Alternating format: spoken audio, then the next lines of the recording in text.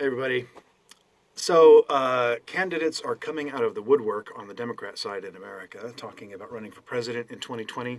And one common theme among a lot of them is Medicare for all, talking about single payer health care. It's something that was not in mainstream politics even 10 years ago, but it is definitely moving in that direction. And there's so many scare tactic horror stories circulating about and have been for many years. A lot of people on the right will tell you that this sort of socialized healthcare is the death knell of capitalism, and the healthcare is terrible, and that's why the people from Canada are coming to the U.S. for their healthcare, which is nonsense, of course, for the most part. But I just wanted to talk a little bit about this because I've lived in the UK since 1996, so we're going on 23 years that I've lived here under a national health system. So I have a couple decades of firsthand personal experience with it, and I just wanted to share my perspective on it. First of all, I would say that there's a false dichotomy being presented that you either have a national health service slash Medicare for all, or you can have a private healthcare system like America has now. That's not the choice that you're being faced with. In the UK, we have both a national health service and a private healthcare system.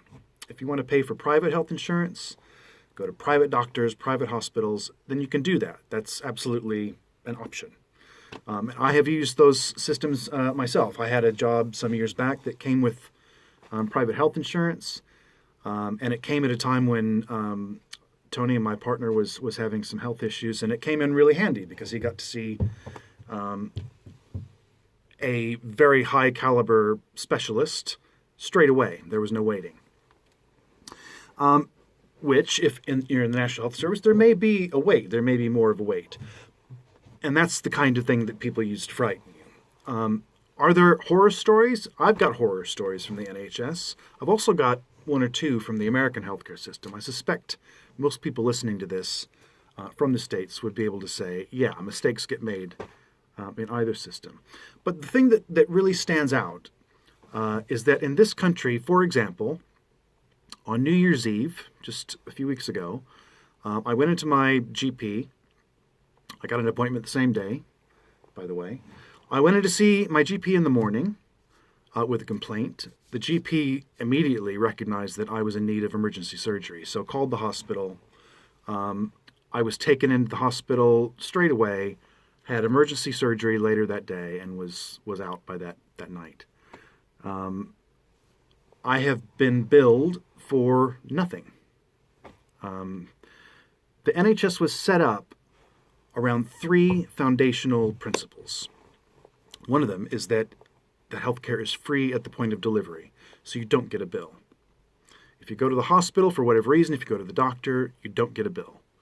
All of the payment for all of this healthcare comes out of your taxes, and it isn't based on how much you've used. So if you go to the hospital and have surgery, you don't then get a bigger tax bill the next time around. It's taken out of everybody's at a set rate, and that's how it's paid for.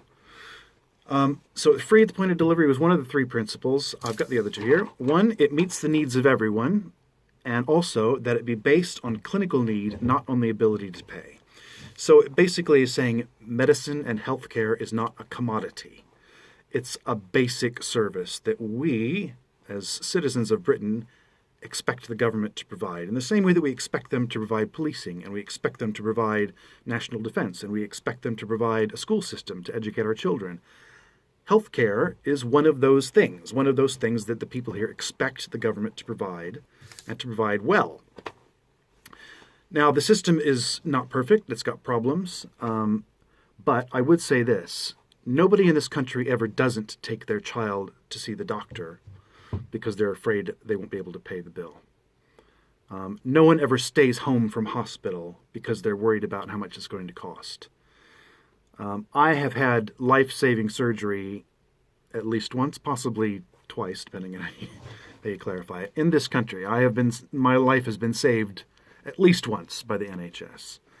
And you will find wonderful doctors in this country.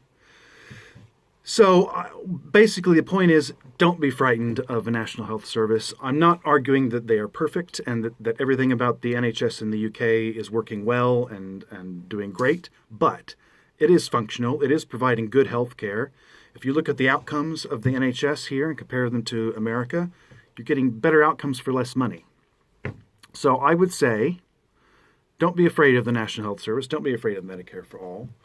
It is highly unlikely that even if that process were adopted or that system was adopted in America, that anybody would be forced to use it, except by their inability to pay for private health insurance. If you want to stay with private health care, I suspect that will always be an option for you in America. But this is a way for us to take healthcare out of the arena of commodities, where you get better healthcare if you have more money. If you're the wealthier you are, the better your health can be. And that's not right. That's not right in a developed civilization and society. So I think on balance, it's a very good thing and an important thing. That's my view. Thanks for listening.